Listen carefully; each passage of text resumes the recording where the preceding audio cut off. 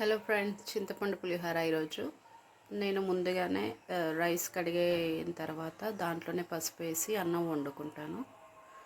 And next చింతపండు పులిహోరకి కావాల్సిన ingredients: పచ్చిమిర్చి, తురుముకున్న క్యారెట్, చింతపండు, ఒక 100 గ్రామ్స్ పల్లీలు అండ్ పోపు దినుసులు. అన్నం ఇలా ఉడుకుతున్నప్పుడు ఒక్క చుక్క ఆయిల్ వేసుకోవాలి. ఆయిల్ వేయటం వల్ల అన్నం స్టిక్కీగా కాకుండా పొడి పొడిలాడుతుంది.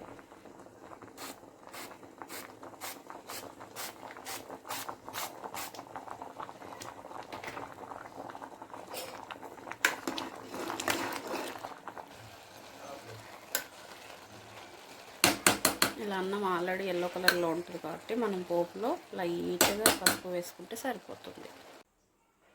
తర్వాత ఒక కడాయి పెట్టుకొని పోపు వేసుకోవాలి. ఆయిల్ వేసుకొని పల్లీలు వేసుకొని ఇలా ఫ్రై చేసుకోవాలి.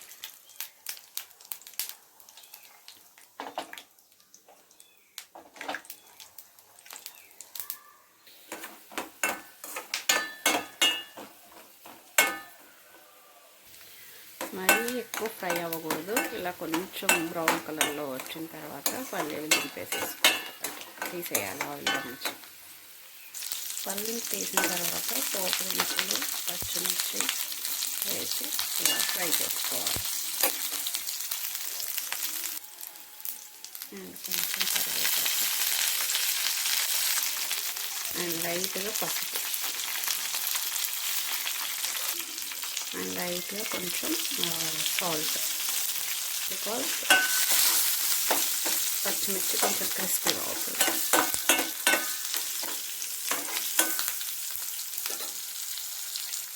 చూడండి ఫ్రెండ్స్, పొడి పొడిలాడుతూ ఉడికిపోయింది.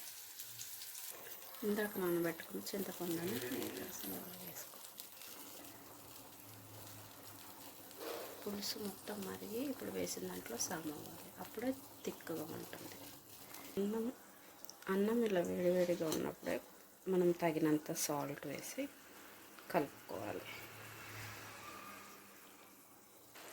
చూడండి ఫ్రెండ్స్, ఇలా అంతా ఉడికిపోయి ఇట్లా తిక్కుగా కన్సిస్టెన్సీ వచ్చేంత. ఇఫ్ మీకు ఎంతసేపు ఉడికించినా తిక్కుగా రావట్లేదు అని అంటే 1/2 టేబుల్ స్పూన్ శనగపిండిని మిక్స్ చేయండి. 1 మినిట్కి తిక్కువ అయిపోతుంది.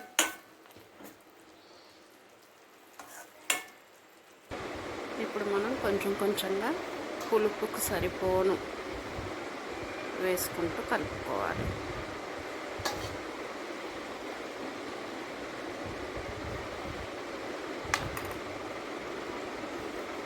కొన్ని పైన ఫ్రైడ్ పర్లేదు. నాకు కొంచెం పులుపు సరిపోలేదు అనిపిస్తుందండి, అందుకే ఇంకొంచెం యాడ్ చేస్తాను.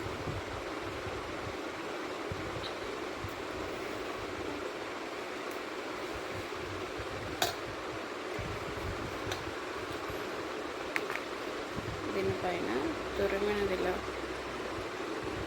క్యారెట్ తురుము వేసుకొని తింటే చాలా టేస్టీగా ఉంటుంది. అంతే అండి, ఇప్పుడు మనం టేస్టీ చింతపండు పులిహోర రెడీ టు ఈట్.